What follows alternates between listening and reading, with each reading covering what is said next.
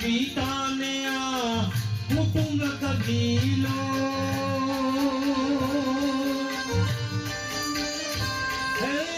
માતા પિતા ને બધો કુટુંબ કબીલો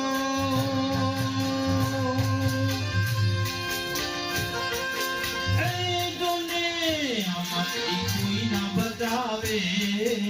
આવો પ્રભુ સાંજ સવારે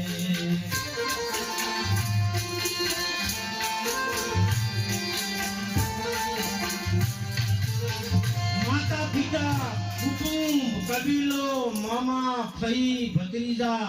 આ રે છોડાવે ના ફસાવે તો હા રે કે તાર જે કરવું કે પણ તમે તો મને ખવડાવું હા તમે જતા રહો તો કોર્ટે ચેડી ચેડી આવી તમને સજગોતીની તારીખે બોલાવે જેમ કે ભરણ પોષણ તો તારે કરવું જ બોલો આ ગધાડાની કોઈ મચાન તૂટી ગયો છે બાપડો ગધાડાની કોઈ મજૂરી કરે ટેપા પાડતો હોય અરે આદમીને હું મજૂરી કરતા જોઉં ગયા આવે છે આ ગરમી પડતી હતી તાણે કે બાપડે એક 4 ફેરા ફરી જેવી ભૂલ કરી છે જોવો તો એક 4 ફેરા ફર્યો છે અને એને પૂછીએ ને આપણે સોયલે બેહાડી કે ભાઈ હું તો આટલી બધી મજૂરી કરી તારો ભાવ કે બાપુ મારા 2 છોકરા છે 2 બાળકો છે અને બાપુ એમનું ટાણું કરવાનું છે એમનું લગ્ન કરું પછી હું નિવૃત્ત થઈ જવું પછી હું છૂટો થઈ જવું પછી મારે શાંતિ એક ટાણું કરવા માટે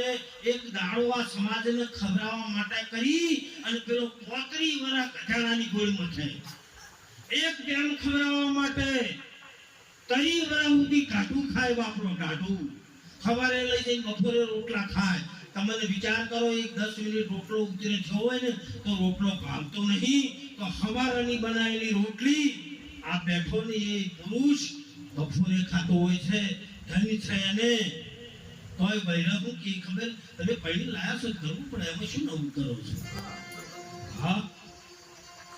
હવે શિકાર આવ્યો ભૂલી કરી છે અને એક ફસણો છે તોય પાવર કેટલો આમ કરે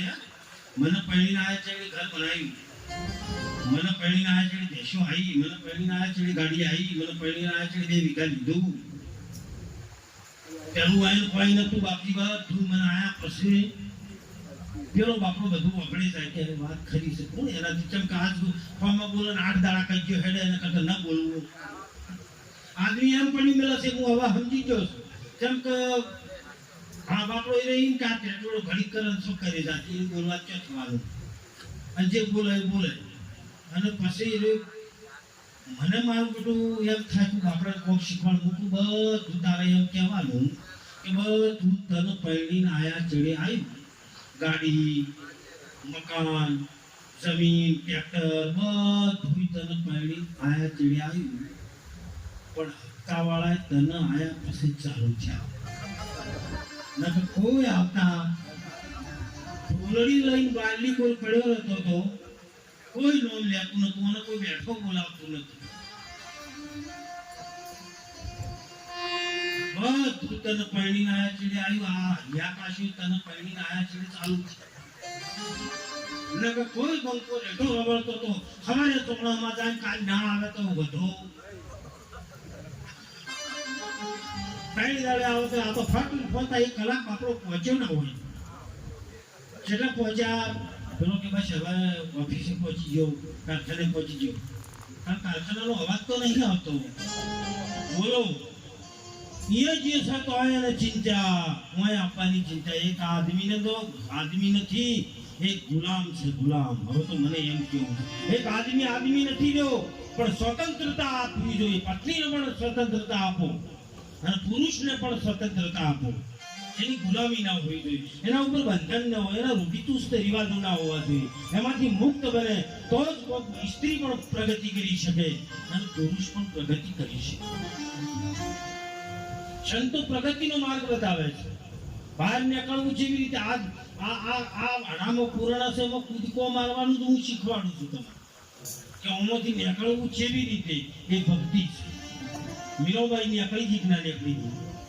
નરસિંહ નીકળી ગયો ના નીકળી ગયો રમાપી નીકળી ગયા નહીં એ જે સંતો થયા ને બહેરાના હતા જ નહીં હા તો એ નાટક કર્યું અને એના માટે એક સંત અમારા કેવું કે છો મૂર્ખે નારક ભાર જાયાણી હે મૂર્ખે નારક ભાર જાયાણી એનું ઘર થયું છે ધૂળ ધાણી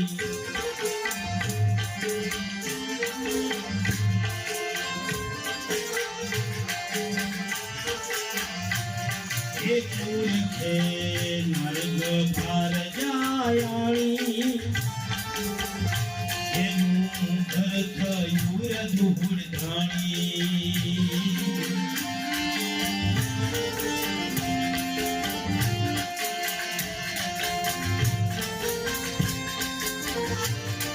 जय हो जय हो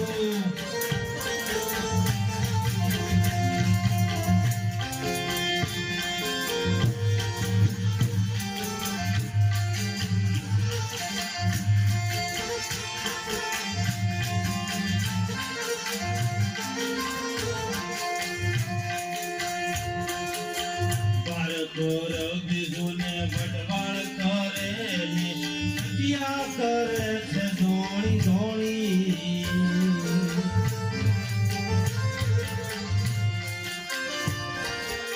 बाल फरक હોય એ દાડે જે કંજો કરે હો પાછી તમે નક્કી કરજો તમે બધું પડી રહેવાનું અને તમારે એવું કહો કે તાર પિયરમાં ઓટો મારી આવશે તો બધું કંજો પડી જાય 1-2 મિનિટ લાગે ખાલી તમારે કહો કે આ તો આપણે પિયરમાં જવું છે મારી ઈચ્છા થઈ ગઈ ફટ લઈ લીધા બસ આ એક નાટક છે એક તમને આખો દાડી હેરાન કરવા સારું વિચાર જ ના આપવા દે તમને નવરા મેલે તાર તમે એનો કોઈ બીજું સારું વિચારો ને અને મોદી સાહેબ એટલે પહોંચા જો ચીડે છે એ હોત ને તો અહીંયા પહોંચા હાલ જે શું ત્યાં ના હોત હા એ મતતા હોત આટલા જો આ તો જે કૂદી જાય ને એ જ કોઈ ક્રાંતિ કરીએ ત્યાં કૂદવો આપણે છોડવું નથી એને રાખો ઘરમાં રહો પણ ઘર તમારામાં ના રહેવું જોઈએ મારો એ સિદ્ધાંત છે મારો ઉદ્દેશ્ય છે ઘરમાં તમે રહો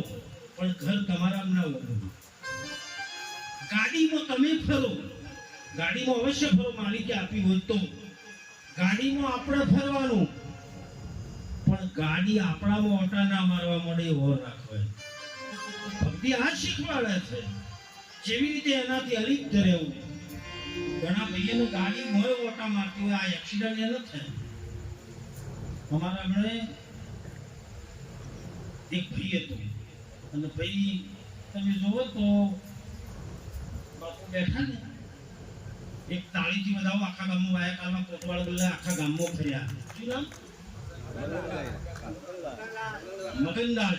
મગનદાસ ને એક તાળીથી વધાવો ઘોડિયા રાજા છે બસ આવા મને બહુ હાલા છે પેલા જે ઉક્ષાની મળીઓ કાઢતા હોય એ આપણે કોઈ કામ નથી એ મોટી મોટી વાતો કરે પણ આવા કાલાવાલા કરે ને એ જ આપણે નરીને અને પ્રભુના ગુણ ગાય એ તો એનાથી વાલા કૃષ્ણને શિવને મહાદેવને અને રામને આવા માણસોનું સંગ કર્યું જો અરજી પાટી લઈને લખે આવા હતા ખબર હતી કે વયન લઈને રમણી કોઈ વાંધો આવે એટલે હારા હાચાનો સંગ કરજો ખોટાનો નહીં સત્ય બોલે એનો સંગ કરો તે ભાઈ બે જણા ગાડી લઈને જતા હતો એટલે પેલી ગુણ કે મોદી સાહેબે કાયદો લાવ્યો છે ને હવે તો સ્ત્રીની પુરુષના સમૂહ બી કહેવાય સ્ત્રીને જેટલા પુરુષને જેટલા હક છે એ બધા હક સ્ત્રીને આપ્યા છે નોકરી કરી શકે ધંધો કરી કે રોજગાર કરી કે ફેક્ટરી ચલાવી કે પુરુષ જેવા કપડા નારી પહેરી કે પણ નારી જેવા કપડા પુરુષ હજી પહેર્યા તમારા એને લઈ લીધા પણ તમે એ લોકોએ લઈ બધું લઈ લીધું છે હવે તો સરકારે વિચારણા કરે છે કે બાળકને ભણવા મૂકો તો એની પાછળ એની માનું નામ લખવું છે તમારું નોમે રહેવાનું નહીં હજુ એક ટાઈમ એવો આવશે તો પેલી બેન કે તું એક કામ કરો ને મને ગાડી ના શીખવાડો બોલો હવે આ ગાડી શીખવા હવે આ ગાડી એની શીખે પેલો કે તારા શીશી શું કરવી ભાઈ હું હોશિયાર હતો તારા ગાડી હું તારો ડ્રાઈવર જ રહ્યો છું આખી ઉંમર તું હોટલમાં ખવડાવી એ ખાઉં, તું લઈ જાય અહીંયા આવું, તું કે બંધ કરો હું બંધ કરું, તું કે દુકાન આગળ ઉભી રાખો, હાડીની દુકાને કે હાડીની દુકાને એનું કરિયાણાની દુકાને કે તો કરિયાણાની દુકાન બોલો ડ્રાઈવર આશરો છે જ નહીં. પેલી બેન કે એમ નહીં, મને શીખવાડો. અને એવી ગાડી ભાઈ હાથમાં લીધેલી ને આ તો પછી તો શીખતા માણસની કોઈ નક્કી ન હોય. બેન એમ ટું કરેલી ભણેલી ગણેલી હતી પણ હવે શીખતી હતી એટલે રેસ ઉપર પાર ઉપર પગ દબાઈ ગયો. ભાઈ આની ગાડી ભાઈ બેઠો તો બાજુ બે પડ્યા નેરમાં. બે નેરમાં એક જ નેરમાં ગાડીના કાચ બંધ હતા, એસી ચાલુ હતી. બે જણા એ જ ગાડીમાં જીવન પૂરું થયું.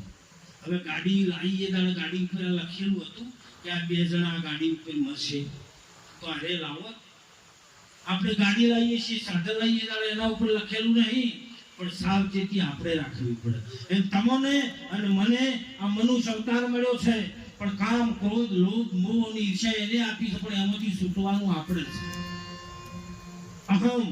હું મારું ઈર્ષ્યા આજે કઈ કામ ક્રોધ આ બધા ઘર કરી ગયા છે, એમાંથી નીકળવા માટે અમારા કબીરજી એક વાણી કહે છે